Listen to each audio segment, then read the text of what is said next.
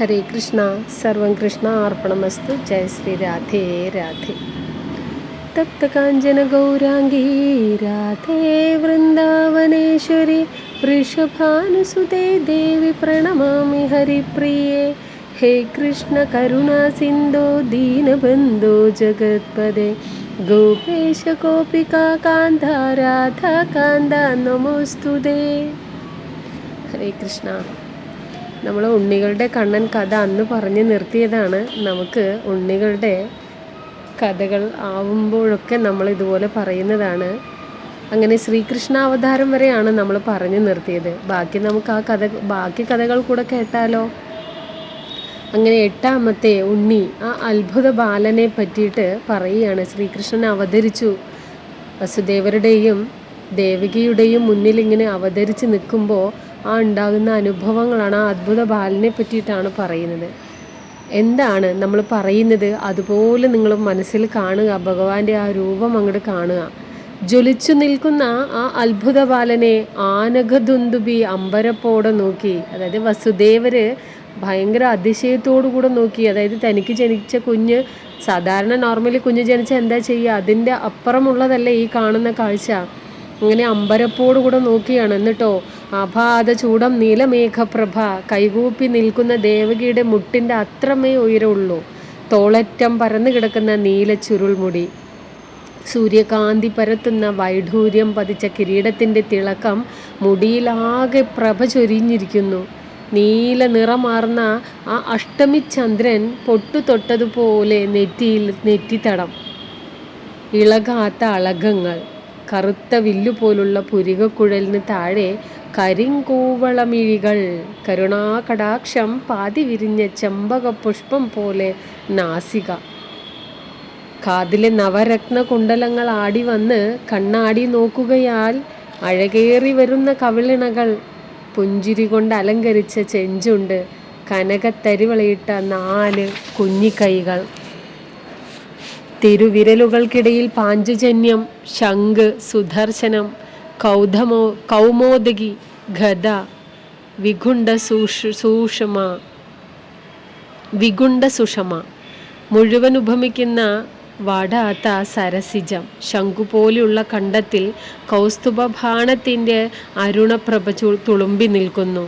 ഹരിചന്ദനവും ശ്രീവത്സവും കൊണ്ട് അലങ്കരിച്ച മാറിടം, പാദം വരെ നീളം അളക്കുന്ന തുളസി വനമാല, നീലശംഖുപുഷ്പത്തിൻ്റെ ഉണ്ടമാല, പുലിനഖം, പതക്കം, മണിമാലകൾ ഒക്കെ തിക്കി തിരക്കി കൂട്ടിയിരിക്കുകയാണ് ആ കുഞ്ഞുമാറിൽ. ഇന്ദ്രനീലയാർന്ന തുടകളെയും അരക്കെട്ടിനെയും ഒളിപ്പിച്ച തിരുവുടയാട, പൊന്നിൻ പാളികൾ ഞൊറിവെച്ചതുപോലുള്ള മഞ്ഞപ്പട്ട് ആലില വയറിൽ ചേർത്തുടുത്തിരിക്കുന്നു.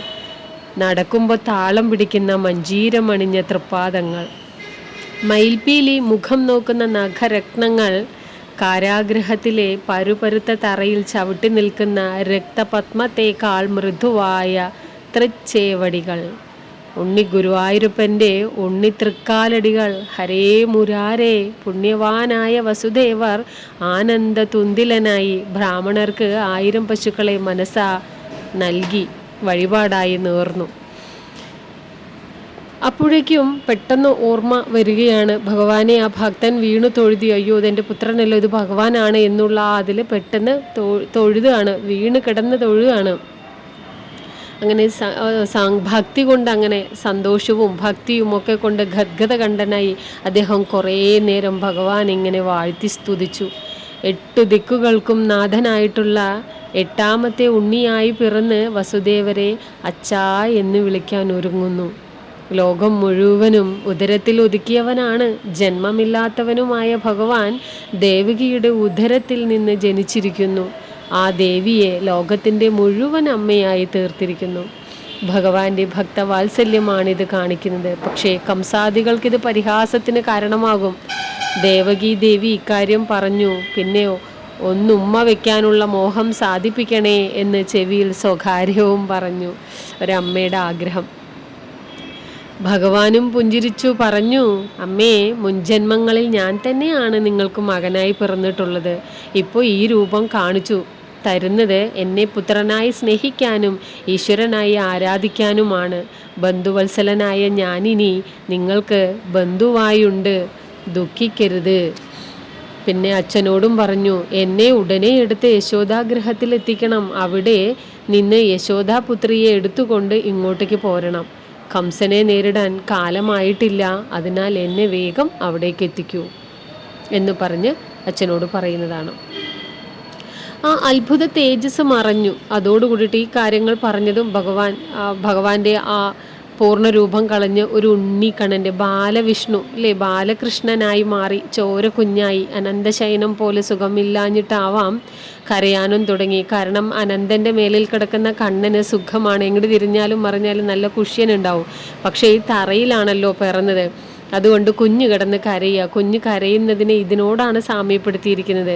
അനന്തനില്ലാത്തത് കൊണ്ട് തറയിൽ കിടക്കുമ്പോൾ സുഖമില്ലാത്തത് കൊണ്ട് ഭഗവാൻ ഇങ്ങനെ കരയുകയാണ് എന്ന് തോന്നുകയാണ്. ദേവകി വാരിയെടുത്ത് അമ്മിഞ്ഞു കൊടുത്തു. കണ്ണൻ ഉറങ്ങി. വസുദേവർ ആ നീലരത്നത്തെ പട്ടിൽ പൊതിഞ്ഞ് മാറിൽ ചേർത്ത് പിടിച്ചു. അത് കണ്ട് കാരാഗ്രഹവാതിലുകൾ താനേ തുറക്കാൻ തുടങ്ങി. പുറത്തോ നല്ല ഇരുട്ട്, നല്ല ശക്തമായിട്ടുള്ള മഴയും കൊടുങ്കാറ്റും. ഇതൊക്കെ മറികടന്നു വേണം അപ്പുറത്തേക്ക് പോകണമെങ്കിൽ, യശോദയുടെ അടുത്തേക്ക് എത്തണമെങ്കിൽ, അല്ലെങ്കിൽ നന്ദഗോപുരുടെ അടുത്തേക്ക് എത്തണമെങ്കിൽ. മാക്കാച്ചി കരയും പോലെ കംസപക്ഷക്കാരുടെ കൂർക്കം വലി. ആ ഇരുട്ടത്ത് എല്ലാവരും മായ കൊടുത്ത് എല്ലാവരും ഉറക്കിയില്ലേ ഭഗവാൻ. ആ ഉറക്കിയിട്ട് ആ കാവൽ നിൽക്കുന്ന ആൾക്കാരുടെയൊക്കെ കൂർക്കം വലിയെ ഇവിടെ പറയുന്നത് എന്താണെന്നറിയോ? മാക്കാച്ചി കരയുന്നത് പോലെ, മാക്കാച്ചി തവളകൾ സൗണ്ട് ഉണ്ടാക്കുന്നത് പോലെ. ശംഖന്യന് പുറത്തിറങ്ങിയ ആ ശൗരിക്ക് പിന്നിൽ ആദിശേഷൻ 1000 രത്നഫണങ്ങൾ ഉയർത്തി കുട പിടിച്ചു. അതായത് നമ്മളുടെ വസുദേവരറിയാതെ തന്നെ അനന്തൻ കുടയായി പിടിച്ചുകൊണ്ട് ആ കോരിച്ചൊരിയുന്ന മഴയത്ത് ഇരുട്ടത്ത് പേടിയില്ലാതെ അല്ലെങ്കിൽ മഴ നനയാതെ കാത്തുകൊണ്ട് പുറകിൽ നടക്കുന്നുണ്ടായിരുന്നു. പിന്നിൽ വിളക്കും കുടയുമായുള്ള ആ എഴുന്നള്ളത്തിന് കാളിന്തി സാനന്ദം വഴി കൊടുത്തു. അങ്ങനെ വന്നു, നദിയുടെ തീരത്തെത്തുകയാണ്. ഈ നദി കടന്ന് അപ്പുറത്തേക്ക് കടക്കണം, എങ്ങനെ കടക്കണം എന്നറിയാതെ നിൽക്കുമ്പോഴാണ് ആ കാളിന്തി അങ്ങനെ വഴിമാറി കൊടുക്കുകയാണ്. ശ്രീരാമന് സമുദ്രം എന്ന പോലെ വസുദേവർ നന്ദഗൃഹത്തിലെ യശോദാ സമീപത്തെത്തി. വാതിലുകളൊക്കെ തുറന്നിരിക്കുന്നു. രാത്രിയാണ്, എല്ലാവരും കിടന്നുറങ്ങുന്നുണ്ട്. പക്ഷെ ഇവിടെ വരുമ്പോൾ വാതിലൊക്കെ തുറന്നു കിടക്കുന്നു. മനുഷ്യരെല്ലാം മിഴിപൂട്ടി ഉറങ്ങുന്നു. ഉണ്ണിക്കണ്ണനെ യശോദമ്മയ്ക്ക് സമർപ്പിച്ച് വസുദേവർ ആ മായാബാലിക, യശോദാദേവി പ്രസവിച്ചതൊരു പെൺകുഞ്ഞാണല്ലോ, ആ പെൺകുഞ്ഞിനെയും എടുത്തുകൊണ്ട് മാറോട് ചേർത്ത് പിടിച്ച് പുറത്തേക്ക് ഇറങ്ങുകയാണ് വേഗത്തിൽ. ആ ഭാഗ്യവാൻ മാർഗതടസ്സമെന്യേ കാരാഗൃഹത്തിൽ തിരിച്ചെത്തി. ഈശ്വരനു മുല നൽകിയ ദേവകി മായേശ്വരിക്കും അമ്മിഞ്ഞ് നൽകി. എന്തു ധന്യതയാണ് അമ്മയ്ക്ക് നോക്കൂ. ഭഗവാനും നൽകി, ഭഗവതിക്ക് നൽകി. ആ കൊച്ചു ചണ്ഡിക അലറി കരയാൻ തുടങ്ങി. തടവറ നടുങ്ങി. അങ്ങനെ വന്നതും കുട്ടി ഉറക്കനെ കരയാൻ തുടങ്ങിയതും ഇവിടെ നമ്മുടെ ദേവകി മാതാവ് പ്രസവിച്ചു എന്ന് പറഞ്ഞ് എല്ലാവരും ഞെട്ടി ഉണർന്നു. ഗോപികളെ പോലും മുടി അഴിഞ്ഞതോ വസ്ത്രം അഴിഞ്ഞതോ ഒന്നും അറിയാതെ എല്ലാവരും ഓടി വരാൻ തുടങ്ങി. കാലനു പകരം ബാലിക അല്ല, മധുവൈരിയുടെ മായ. കംസൻ ക്രോധത്തോടെ ആ ശിശുവിൻ്റെ പിഞ്ചുപാദത്തിൽ തൂക്കിയെടുത്ത് കൊല്ലാനായി പാറയിലേക്ക് ചുഴറ്റി ഒറ്റ ഏറിൻ്റെ ശക്തിയാൽ കംസൻ വീണുപോയി. കന്യക വിണ്ണിലേക്ക് ആകാശത്തിലേക്ക് പറന്നുയർന്നിട്ട് പുണ്യം നശിച്ചവനെ ലക്ഷ്മി ഉപേക്ഷിച്ചു പോകുന്നത് പോലെ പറഞ്ഞു. അതായത് പുണ്യം നശിച്ചവനെ എന്ന് ആരോടാണ് പറയുന്നത്? കംസനോടാണ് പറയുന്നത്. അങ്ങനെ ആ ഒരു ലക്ഷ്മി ദേവിയെ ആ പെൺകുഞ്ഞിനെ തറയിൽ അടയ്ക്കാൻ വേണ്ടിയിട്ട് കംസനെടുത്ത് എറിയലും അതങ്ങനെ പറന്നു പോയിട്ട് ആകാശമാർഗത്തിൽ നിന്ന് അശരീരിയായി പറയുന്നതാണ്, നിന്റെ നാശം അടുത്തിരിക്കുന്നു, അതാണ് പുണ്യം നശിച്ചവനെ എന്ന് പറയുന്നത്. അതുകൊണ്ട് ലക്ഷ്മി ദേവി, നിന്നിലുള്ള ലക്ഷ്മി ദേവി നിന്നെ ഉപേക്ഷിച്ചു പോവുകയാണ് എന്ന് പറയുന്നതിന് സമാനമായിട്ടാണ് നീ ഇപ്പോൾ കാണിക്കുന്നത് എന്നും പറഞ്ഞിട്ടാണ് ആ ഒരു 8ാമത്തെ ബാലൻ്റെ വർണ്ണന അവസാനിപ്പിക്കുന്നത്. കഥ ഇഷ്ടമായിട്ടുണ്ടാവുമെന്ന് വിചാരിക്കുന്നു. സർവം കൃഷ്ണ അർപ്പണമസ്തു. ജയ് ശ്രീ രാധേ രാധേ. യദുകുലം ചാനൽ തുടർന്ന് കാണുന്നതിന് വേണ്ടി എല്ലാവരും സബ്സ്ക്രൈബ് ചെയ്യുക, ലൈക്ക് ചെയ്യുക, ഷെയർ ചെയ്യുക, കമൻറ്റ് ചെയ്യുക.